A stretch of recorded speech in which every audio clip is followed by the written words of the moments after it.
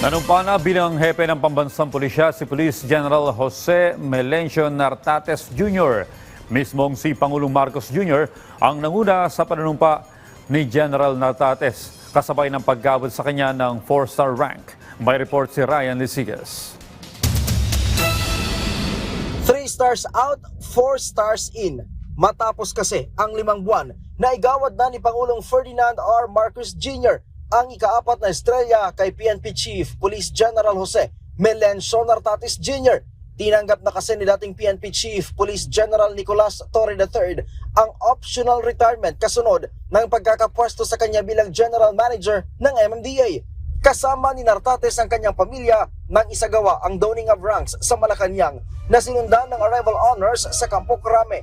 Masaya si Nartates sa natanggap na promotion pero batid din niya ang mas mabigat na responsibilidad na nakaatang sa kanyang balikat. As Chief, I will lead this organization in faithful service to the Constitution. I will enforce the rule of law without fear or favor.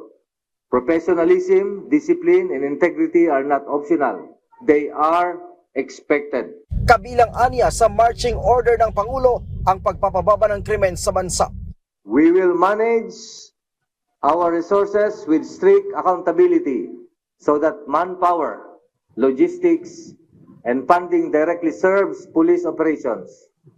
We will strengthen morale and welfare, enforce integrity at all levels because public trust is built by conduct and loss of tolerance of wrongdoing. Kaugnay nito, hinihingi naman ni Chief PNP ang buong suporta ng mga pulis para sa maayos na peace and order ng bansa. I ask for your unity and your commitment.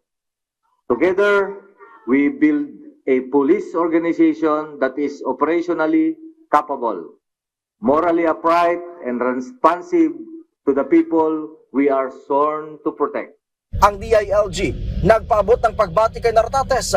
Ayon pa sa ahensya na kahit noon pang namumuno pa lang ito bilang acting capacity, ay naipakita na at napatunayan na nito ang kanyang pagiging epektibong leader. Bago maging ika-32 PNP Chief, naging Commander ng Area Police Command sa Western Mindanao at naging Deputy Chief for Administration si Nartates. Naging Director rin siya ng Police Regional Office 4A at Director ng National Capital Region Police Office o NCRPO. Matagal ding naging Provincial Director ng Ilocos Norte ang bagong hepe ng pambansang pulisya. Si PNP Chief Police General Jose Melencio Nartates Jr. ay mula sa PMA Tanglao Diwa Class of 1992. Nakatakda siyang magretiro sa March 2027 kasabay sa kanyang ika-56 na taong kaarawan. Mula dito sa Campo Crame, Ryan Lisigas para sa Pambansang TV sa Bagong Pilipinas.